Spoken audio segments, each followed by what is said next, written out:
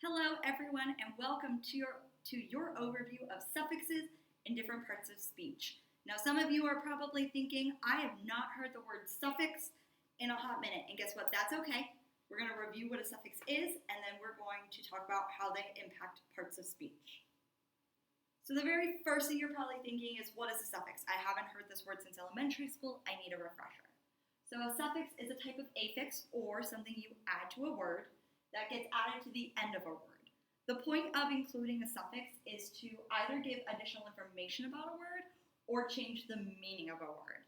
So a lot of suffixes you probably use in your daily basis. So think about a word like running. So we know that run by itself is a verb, but if you say running, it gives me the tense that it is currently in. Same for a word like beautifully, okay? The word beautiful can stand by itself, but when you add the ly to the end of it, it changes its part of speech and its meaning. Finally, for teacher, the word teach can stand on its own. When you add that little er, it changes what part of speech the word teaches in. So, how do suffixes overall play a role in grammar? They help to tell us what part of speech the word is. A lot of times, suffixes can be super helpful in informing us what part of speech we are dealing with. You saw that with teach versus teacher. The er suffix changed the word from a verb to a noun. It also, as I said, helps to change the word from one part of speech to another. But note, some suffixes can show multiple parts of speech. So some suffixes you're going to see up here that you learned was only for one part of speech, you will see it multiple times. So anytime that there is a suffix that can be used to turn a word into multiple parts of speech, I have it highlighted for you to know. So today, we're going to start by talking about nouns, okay? We've got a lot of common noun suffixes. As I said, you can see 3 here could be used for different parts of speech that you'll see later in the presentation. We have the al suffix, which is the action or process of, okay? That helps to give us words like refusal. The word refusal is made from the word refuse, which is a verb, and when you add the al, it turns it into a noun, saying the refusal made me mad. The refusal in that case is the subject. It is being used as a noun. For enc/anc, so it could be either, depending on the ending of the word, it means the state of or quality of. So that would be, for example, an ance would be like the word performance.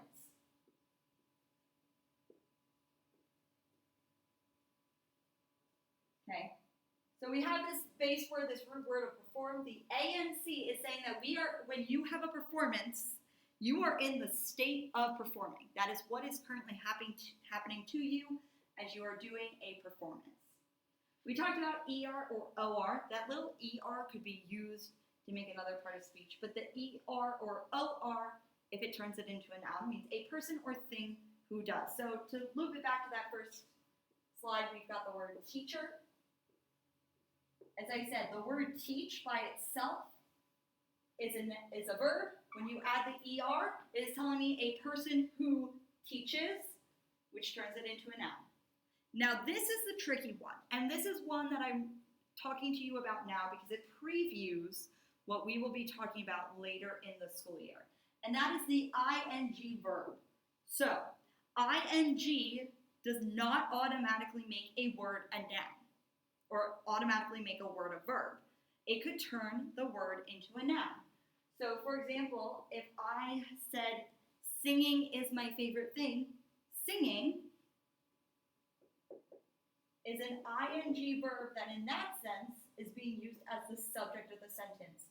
You can have the verb be the subject of a sentence. It has to be a noun or a pronoun. So in this case, singing, if it is being used as the subject of a sentence, would be considered a noun. The next is one which is the ism or ism suffix, which means a doctrine or belief. So for example, when you were reading Roll of Thunder, Hear My Cry, they talked a lot about the concept of racism. So racism, because of this ism, means that you have a doctrine or belief of believing that one race is better than all of the other races. So Racism is a great use of that ISM suffix. Finally, we have ITY or TY, which means having the quality of. So that would be like reality. When we say something is based in reality, that means that it feels like it's real, but it might not necessarily be real. It has the quality of being real, but sometimes it might not be real.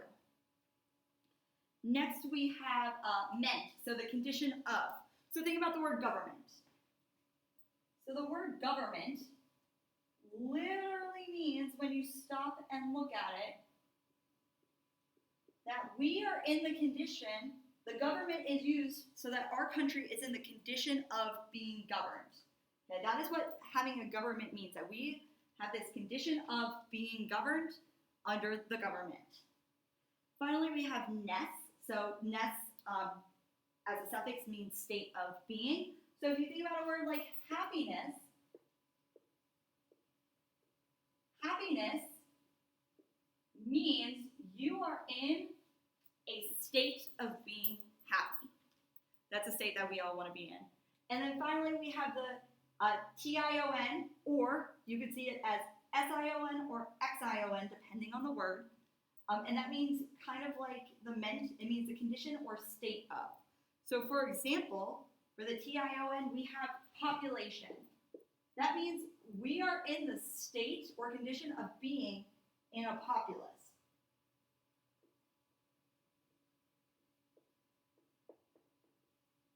Okay?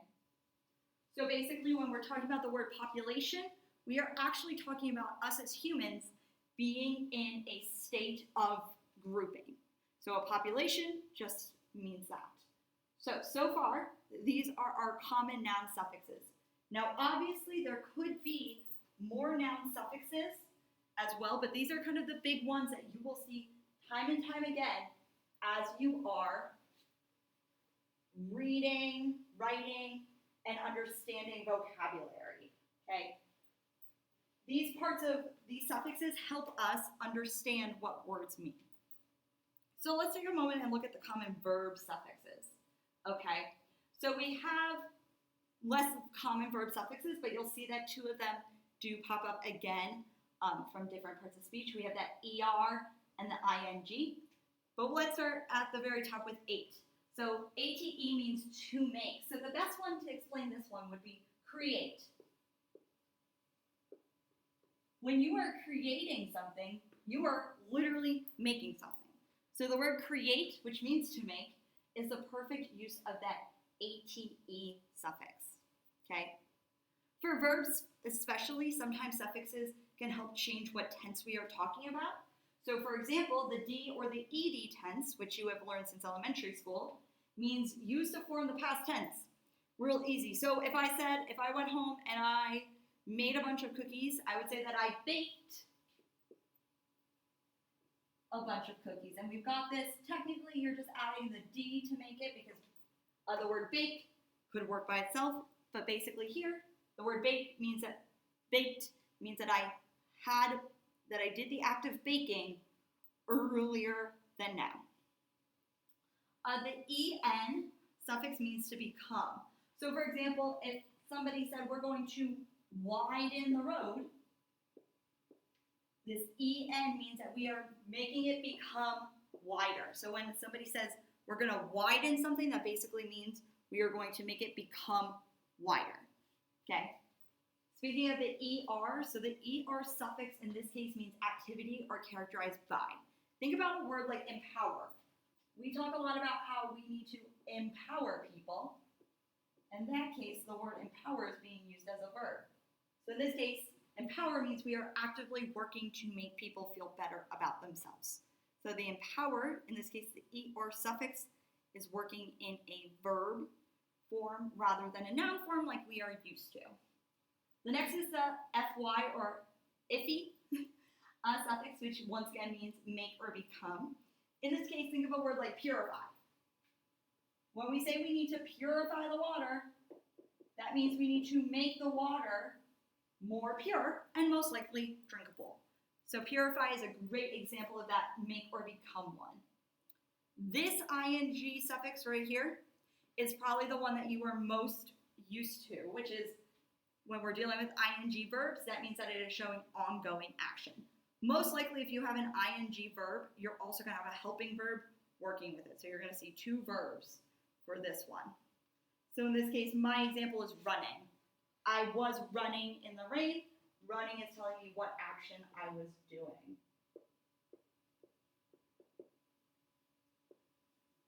And then finally for verbs, we have the ise and the ize. Once again, they mean the same thing, which is to become. So I think about the word normalize.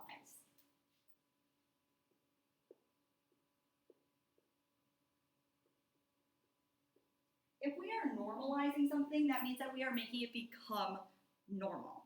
Okay, so when you see the ize or the ise ending for a noun, that means that we are making it become something. So in this case, normalize means that we are making a word become normal. Okay? So these are our common verb suffixes. If you see them on a word, whether it's for when you're reading or when we do vocab and context, you'll know that most likely it is a verb. Next is adjectives. Now, adjectives have a lot of common suffixes. This is a very short list of the common suffixes. But once again, you see two suffix endings that could be used for other things, and in fact, one that could be used for 3 different parts of speech. Okay? So let's start though at the very top, which is the able suffix, which means capable of being. So for example, if something is terrible, it means kind of capable of being not great, right? So if something is terrible, it means that it is capable of being not great. Okay? We have this al suffix again, but for an adverb, it means pertaining to. So if something is natural, that means it pertains to nature, or whether it be outdoor nature or human nature. So if something comes natural to me, that means that it is in my human nature. It pertains to my human nature to be able to do something. Next, we have a fun one, which is esque, E-S-Q-U-E, which means reminiscent of or similar to. So I always like to use the word picturesque as an example. If something is picturesque, that means that it is not a picture, but it is reminiscent of. It's similar to a picture. A lot of times we talk about how sunsets can be picturesque. That means that we are visually seeing the sunset, and it looks like it's a picture, but it's not a picture. It's reminiscent of one. Next is full, F-U-L, which means notable for. So if I think about a word like hopeful, that means I am notable for having hope. Okay? So if somebody is hopeful, that means that they are notable for having hope. Next is the IC or the ICAL, which once again means pertaining to. So if something is chronic, for example, I'm going to stick with this IC one. So if something is chronic,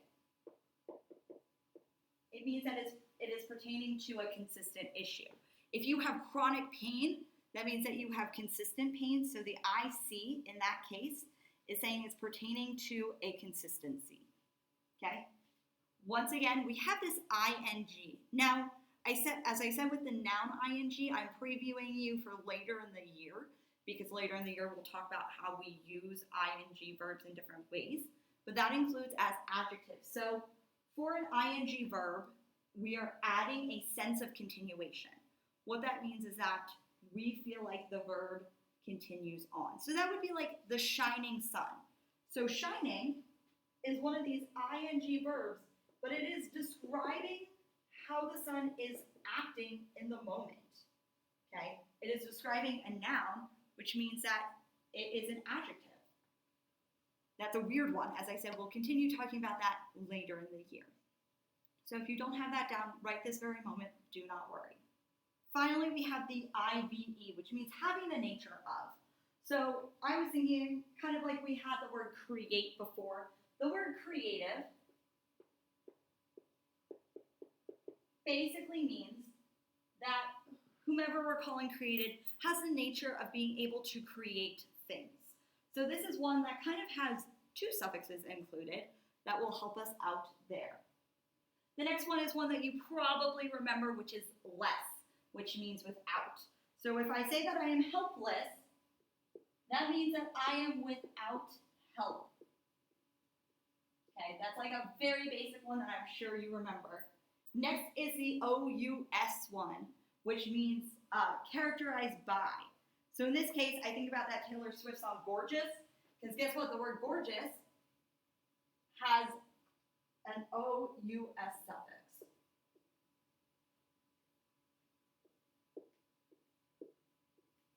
Okay, so it means characterized by being beautiful.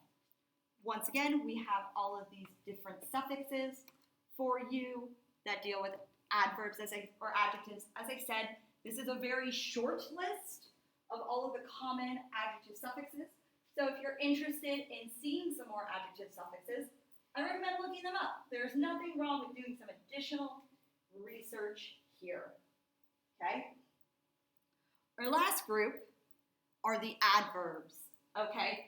The very first one's the easiest, in my opinion, of the adverbs, which is the ly or the ily or the ally suffix, which means describing how. You learned about this with the very first video you did that talks about how do we build an adverb. One of the ways you can do it is by taking an adjective and adding some variation of ly. So that would be like happily. The word happy is an adjective, but when you add ly, it can be used to describe the condition of how something is happening. Same with fully, F-U-L-L-Y, that means full of. So that would be like hopefully, if we look back to the word hopeful. If hopefully something happens, that means you're full of hope that something is going to occur.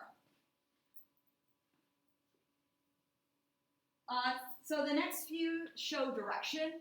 So that would be like ward or wards. So this would be like if you're walking backwards. Okay?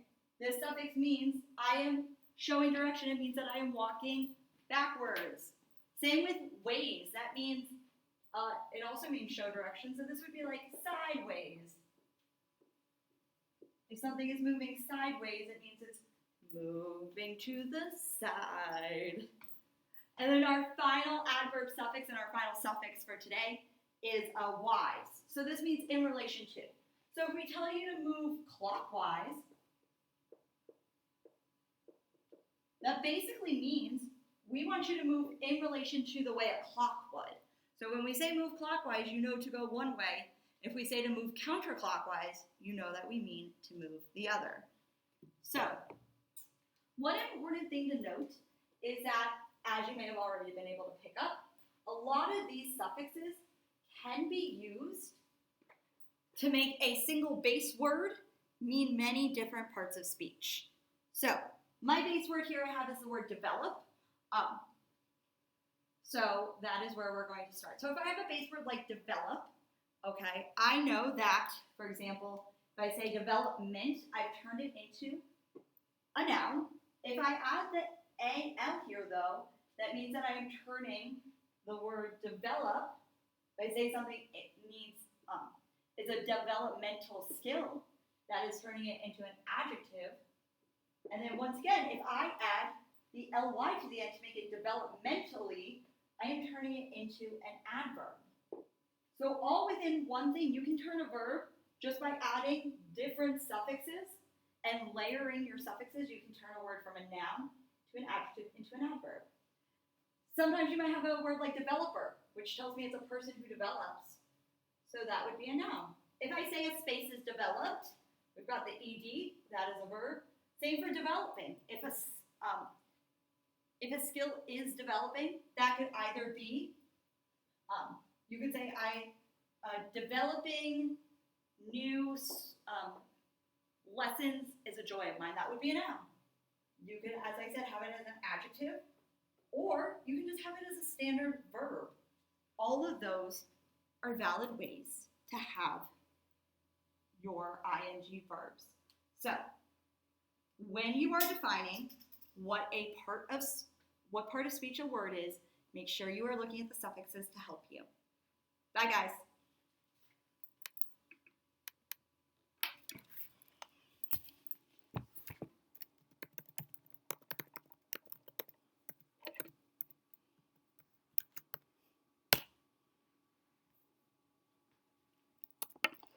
Please tell me this is recording.